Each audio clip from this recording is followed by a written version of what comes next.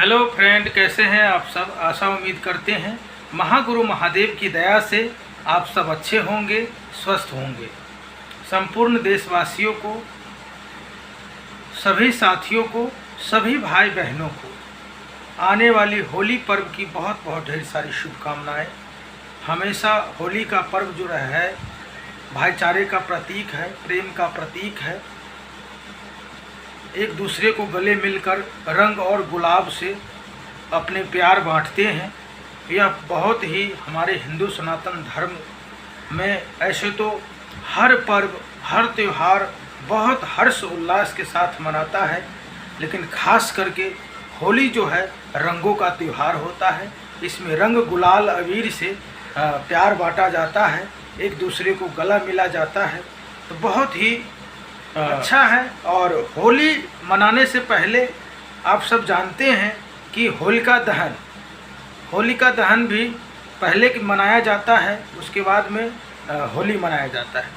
तो आइए आप सभी के बीच में मैं नरेश मधवनिया, शिव शिष्य परिवार, आप सभी का छोटा भाई, आज आप सभी के बीच में होलिका दहन क्यों मनाते हैं, आइए आज इस पर बातचीत करेंगे और आप सभी के बीच में एक छोटी सी कोशिश के माध्यम से जानने का प्रयास करते हैं आप सभी के बीच में। चलिए आगे वीडियो में बने रहिए, आप सब देखते रहिए, जुड़े रहिए। चलिए शुरू करते हैं। हर हर महादेव, नमः शिवाय। होलिका दहन पूजा क्यों मनाया जाता है हमारे हिंदू सनातन धर्म में, तो आइए विस्तार से जानने का प्रयास करते हैं। लोगों के मन में एक प्रश्न रहता है कि जिस होलिका ने प्रहलाद जैसे प्रभु भक्त को जलाने का प्रयत्न किया, उसका हजारों वर्ष से हम पूजन किस लिए करते हैं। सबके मन में यह सवाल रहता है कि जो प्रहलाद विष्णु का भक्त थे, विष्णु भगवान जी का भक्त थे, शिष्य थे, लेकिन होलिका ने उनको जलाने का क्यों प्रयास किया। आइए जानते हैं। होलिका पूजन के पीछे एक बात है। जिस दिन होलिका प्रहलाद को लेकर अग्नि में बैठने वाली थी, उसी दिन नगर के सभी लोग ने घर घर में अग्नि प्रज्वलित कर प्रहलाद की रक्षा करने के लिए अग्निदेव से प्रार्थना की थी। लोक हृदय को प्रहलाद ने जैसे जीत लिया था, यह बात इस घटना पर प्रतिबिंब होती है। अग्निदेव ने लोगों के अंत करण की प्रार्थना को स्वीकार किया। यानी हम आप जो गुरु से प्रेम करते हैं और मन से जो भाव होता है गुरु के प्रति, तो गुरु तो सब जानते हैं, सब समझते हैं। तो उनकी मन की जो पूरे ग्रामवासियों का जो सभी ने अग्निदेव को प्रज्वलित किए थे, अग्निदेव से प्रार्थना किए थे प्रहलाद जी के लिए, उनको स्वीकार कर लिया और लोगों की इच्छा के अनुसार हुआ। जैसे लोगों के मन में था अग्निदेव से प्रार्थना भाव समर्पण प्रहलाद जी के लिए, उसी तरीके से अग्निदेव ने सबकी प्रार्थना को स्वीकार की और अग्नि एकदम शीतल हो गई, होलिका नष्ट हो गई और अग्नि की कसौटी से पार उतरा हुआ प्रहलाद नरश्रेष्ठ बन गया। प्रहलाद को बचाने की प्रार्थना के रूप में प्रारंभ हुई घर घर की अग्नि पूजा ने कालक्रम अनुसार सामुदायिक पूजा का रूप लिया और उससे ही गली गली में होलिका पूजा की प्रारंभ हुई।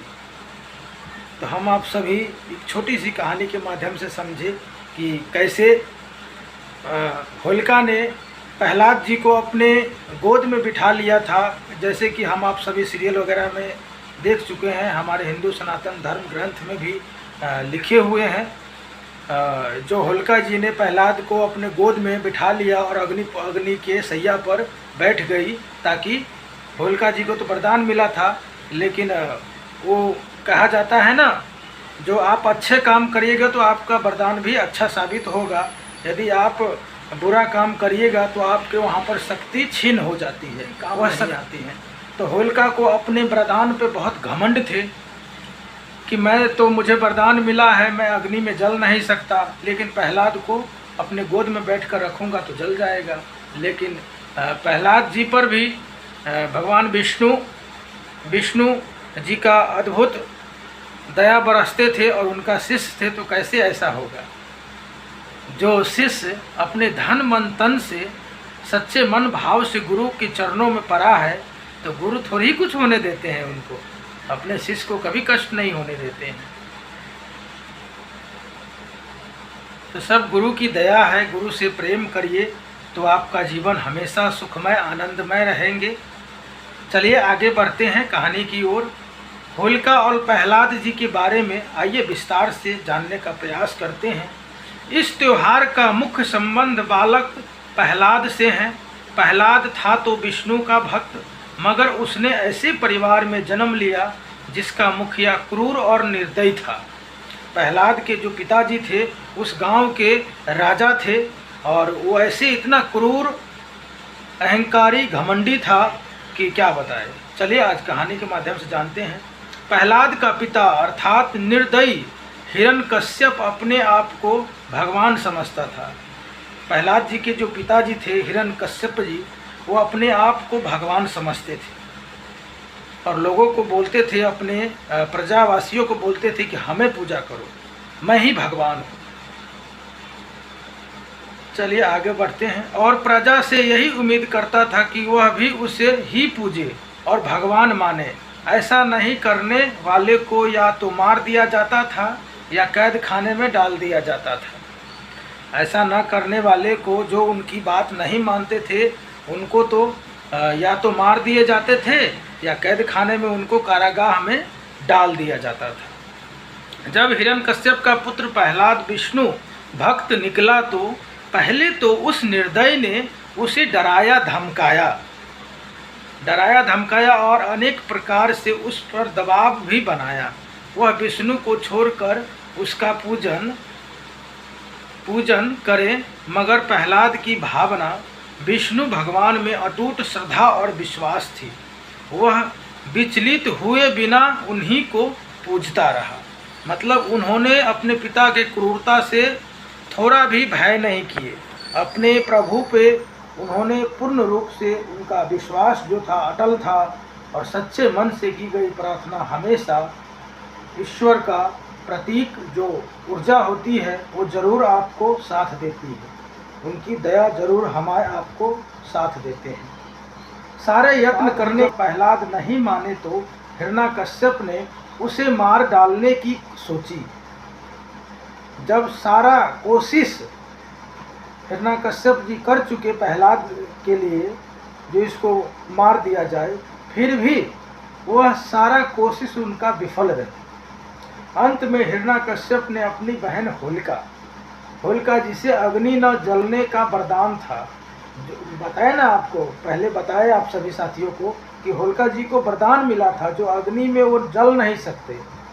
तो हिरण्यकश्यप जी ने सोचा कि मेरी बहन को तो वरदान मिला हुआ है, तो प्रहलाद को क्यों न उनके गोद में बिठा करके और अग्नि सैया पर बिठा दिया जाए। तभी ये निर्णय किए। तो होलिका जल के वहाँ भस्म हो गई और प्रहलाद जी भगवान विष्णु की आशीर्वाद से, दया से, कृपा से बच गए, सुरक्षित हो गए। और सब प्रजावासियों की प्रार्थना रही अग्निदेव से। तो देखिए, सच्चे मन से, भाव से की गई प्रार्थना हमारे आपके जीवन में बहुत कुछ देते हैं।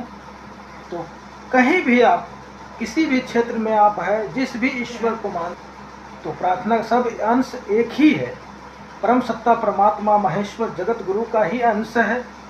तो हम आप किसी भी ईश्वर को मानते हैं तो सच्चे मन से, भाव से प्रेम करिए, अपने गुरु से प्रेम करिए।